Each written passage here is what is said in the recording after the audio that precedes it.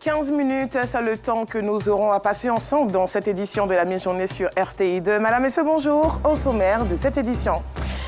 Adjamé, cœur battant du commerce à Abidjan, est aujourd'hui méconnaissable. Ce qui devrait être une artère de circulation s'est transformé en décharge à ciel ouvert. On en parle dans le développement de ce journal.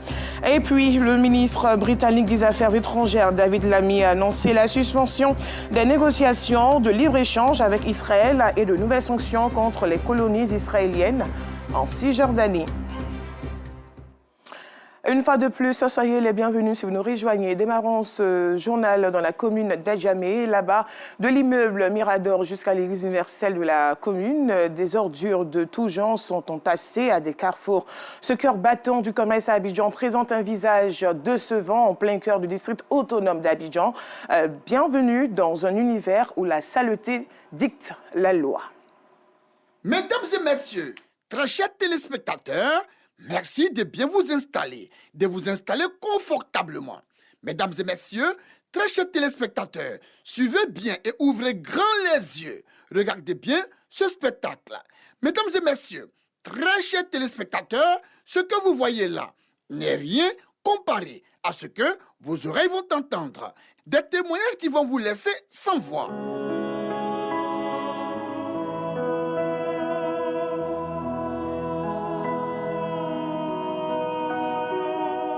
Tu passes l'odeur vraiment fatigue. C'est pas du tout normal. Il faut qu'on trouve une solution à ça. Franchement. Voilà, vous avez bien entendu. Et vous constatez avec nous que cette voie publique est bel et bien envahie par une montagne d'ordures, un tas d'immondices transformé en dépotoir. Pardon, j'oubliais. Ici, c'est Adjamé. Que dis-je? Ici, c'est la chic et sublime commune d'Adjamé. La commune des affaires, une commune respectable et respectée, une commune très appréciée située en plein cœur d'Abidjan, la capitale économique de notre beau pays, la Côte d'Ivoire. Et un quartier se distingue en la matière, Adjamé-Renault. Ici, outre le désordre contagieux, les ordures font simplement la loi. Elles font la pluie et le beau temps. Elles s'imposent en maître et point d'adversaire pour contester sa suprématie. Donc, ne craignent absolument personne. Sinon, regardez ces images. Impensables, intolérables, inacceptables, insupportables. Là, nous sommes sur l'axe Mirador Liberté. La suite se passe de commentaires. Une poubelle créée par des individus qui n'aiment pas la propreté. Sinon, comment imaginer que l'on puisse transformer cette voie en poubelle? Comment? Le plus gênant de cette histoire, c'est que la situation perdure.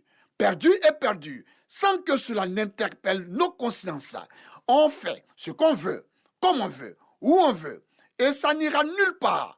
On ne craint personne, ou du moins, il n'y a rien en face. Ce qu'il faut savoir, c'est qu'ici, le désordre doit faire partie du quotidien des pollueurs. Donc, on peut se mettre à l'aise. Un peu de fruits, ça fait du bien. On peut aussi vendre de la nourriture là.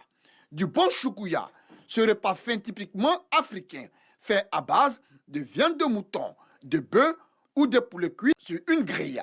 Monsieur le vendeur de choukouya, que dites-vous des mouches et autres insectes qui viennent pondre leurs larves, leurs asticots, leurs chenilles sur votre choukouya? Monsieur le vendeur de choukouya, avez-vous un instant pensé à la santé des populations? En fait, là n'est pas le problème. Ce qui importe et ce qui compte le plus, votre argent. Et c'est tout. Nous sommes beaucoup embêtés, sincèrement. Ça fait un bon moment qu'il y a un bon tas d'ordures là.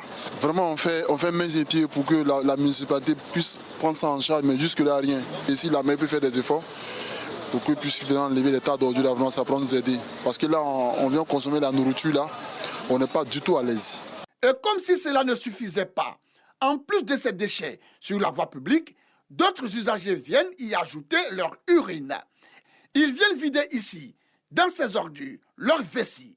Messieurs les pisseurs, messieurs les pollueurs, c'est dans ces ordures que vous avez jugé bon de déverser votre trop-plein, de déverser votre poison, de propager vos maladies.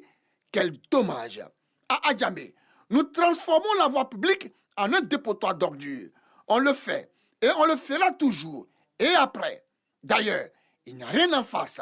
Voici ce que martèlent ces personnes en conflit avec la salubrité et la propreté dans la belle et chic commune d'Adjamé. Écoutons certaines personnes en conflit avec la salubrité ici à Adjamé. Djelika, nous t'écoutons. Nous, on voit les gens verser ici, à cause de ça, nous venons verser ici. Bon, on a vu les gens verser ici.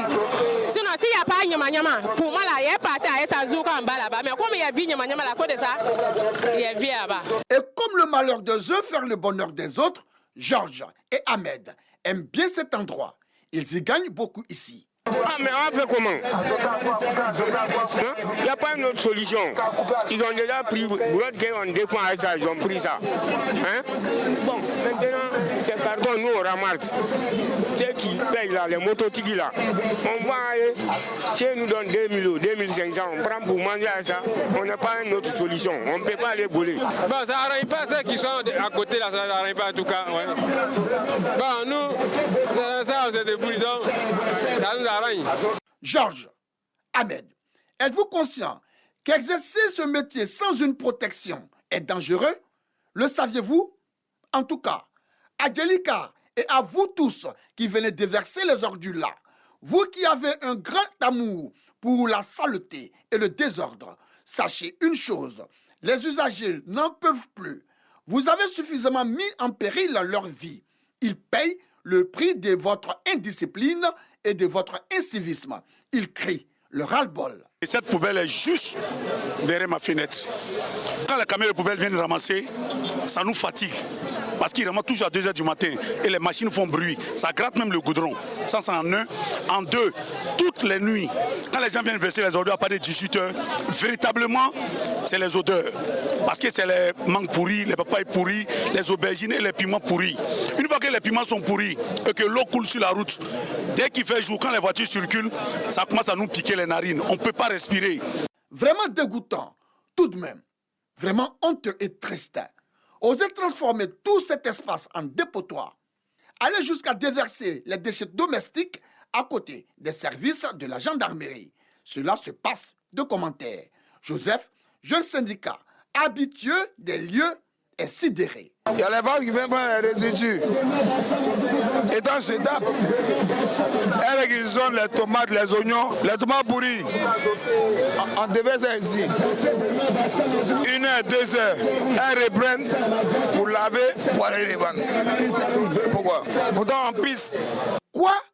Qu'est-ce qu'il vient de dire? Ai-je bien entendu? Non, non, non, non. Réécoutons Joseph une fois de plus. Il y a les vagues qui viennent prendre les résidus. Et dans ce étape, elles réquisitionnent les tomates, les oignons, les tomates pourries. On devait être ici. 1 heure, 2 heures, elles reprennent pour laver, pour aller les vendre. Pourquoi? Pourtant on pisse. Choquant, c'est fort. C'est trop fort. C'est dire que nous sommes tous exposés. Nous sommes tous des potentiels consommateurs de ce qui provient de là. Dieu nous garde. La présence de ces immondices-là engendre parfois un énorme embouteillage sur cet axe-là. Boura, lui est conducteur, il est dépassé. Ça crée assez d'embouteillage. Il faut que les autorités qui sont en charge de ces poubelles, il faut qu'ils fassent leur travail. C'est tout ce qu'on demande. Voir ce genre de choses au centre-ville, vraiment, ça n'honore pas la capitale Abidjan. Ce n'est pas tout. Vous n'êtes pas au bout de votre choc. Un peu plus loin, au niveau d'Adjamé Liberté, le constat est hélas le même. Le tableau est sombre. Des ordures qui imposent leur présence. Des ordures qui refusent de disparaître de par la faute de ceux qui ont choisi de les faire habiter ici. En tout cas, elles sont là. Avec elles, les maladies, fièvre typhoïde, dysenterie, diarrhée, entre autres. Face à toutes ces images obscures d'ordures sur la voie publique et face à ces nombreux cris de détresse des usagers, un gros et gigantesque carton rouge est adressé à tous ceux qui salissent et polluent l'environnement sans remords, qui salissent avec quiétude et sérénité les rues et ruelles de la chic et sublime commune d'Adjamé. Carton rouge également à la mairie d'Adjamé qui, face à cette situation d'insalubrité hyperbolique sur la voie publique, ne daigne dire mot, reste silencieuse et ne prend aucune sanction contre ces pollueurs. Carton rouge enfin au district autonome d'Abidjan pour son mutisme et son silence face à ces ordures qui ont colonisé les voies publiques de la chic et sublime commune d'Adjamé. Mesdames et messieurs, la Côte d'Ivoire est en marche pour le développement et c'est aussi à nous de nous inscrire dans cet élan de développement tout en ayant un comportement digne, responsable et éco-citoyen. Vivement que très vite, ces ordures disparaissent de la voie publique pour le bonheur des usagers.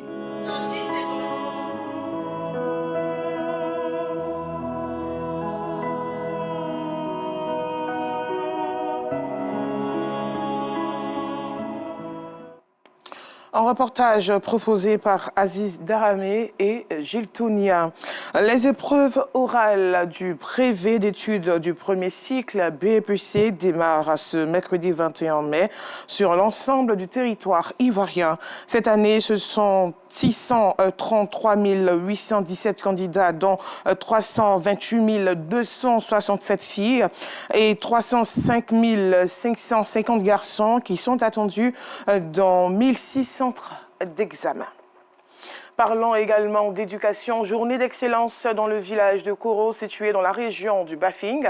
L'Association des jeunes pour le développement a récompensé les élèves qui se sont démarqués par l'excellence de leurs résultats scolaires. Voyons cela avec Bienvenue Koro. L'avenir du village de Koro, dans la région du Bafing, repose sur les efforts et les performances de la jeune génération scolarisée. L'Association des jeunes pour le développement de la sous-préfecture de Koro l'a bien compris. Cette entité associative a organisé le week-end dernier une journée d'excellence dans le village de Koro. Objectif : promouvoir les efforts, le mérite des meilleurs élèves de l'année scolaire 2025. Nous avons organisé cette cérémonie pour promouvoir l'excellence et donner le goût du travail aux enfants. Que demain, ils soient les futurs cadres de Koro. C'est pour dire aux enfants d'étudier parce que demain, ils représentent l'avenir de Koro et ce seront eux qui seront les futurs cadres de Koro. Pour autorités, parrains et parents d'élèves, célébrer l'excellence stimule la saine émulation. Je suis contente d'avoir ces prix. Je promets de bien travailler.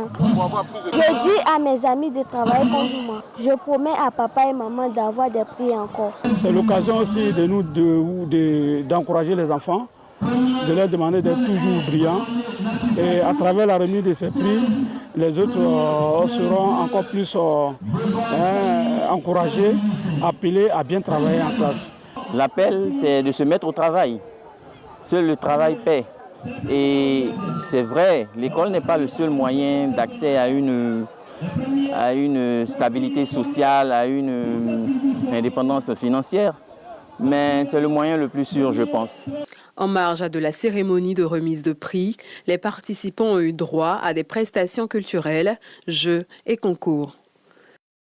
Les litiges fonciers sont de plus en plus récurrents en Côte d'Ivoire. Dans la ville de Dabou, une société d'aménagement foncier et de l'immobilier veut surmonter ces difficultés en formant ses agents pour avoir des transactions plus sécurisées et bénéficier aux acquéreurs. Dans l'actualité hors de la Côte d'Ivoire, en République démocratique du Congo, la Cour constitutionnelle a condamné l'opposant et ancien Premier ministre de 2012 à 2016. Augustin Matata a 10 ans de travaux forcés pour le détournement de plus de 245 millions de dollars destinés au projet du parc agro-industriel de Bukangalonzo à la sortie de la capitale Kinshasa. Ses complices actuellement à l'étranger, l'ancien gouverneur de la Banque centrale Deogratias Mutombo et l'homme d'affaires sud-africain Christo Groblé ont écopé de 5 ans de prison. C'est la fin d'une saga judiciaire qui a connu plusieurs rebondissements depuis son ouverture en 2021. Et pour terminer, le Royaume-Uni a annoncé suspendre ses négociations pour un accord de libre-échange avec Israël et convoqué l'ambassadrice de ce pays au Royaume-Uni en réponse à l'intensification de l'offensive israélienne à Gaza. Le gouvernement britannique a également annoncé de nouvelles sanctions contre des colons en Cisjordanie que les autorités israéliennes ont immédiatement qualifiées d'injustifiables et regrettables.